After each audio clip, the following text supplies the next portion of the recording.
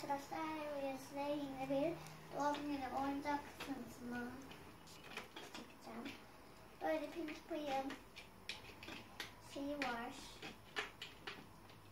Ne? Pastası mı? Şurada tanıtayım arkadaşlar. Şöyle bir tanesini çekince fırlıyordu Pinkie Pie da hangisini çekince hatırlamadım. Hepsini bir deneyeceğim.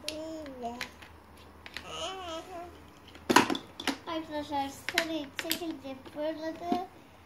Pinkie Pie de böyle fırlıyor. Şöyle. Böyle kapağı var burada. Hasta kapağı.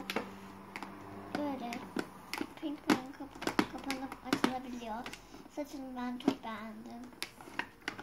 Şimdi bunu sokmak zor olduğu için sokmayacağım.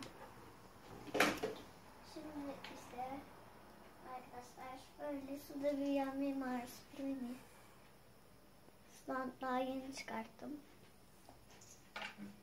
Arkadaşlar eskiden şu kadarcık falandı. Büyüdü. Evet arkadaşlar, böyle videomuz bu kadar. Bu arada doğum günüm çok eğlenceli geçti. Video çekemedim.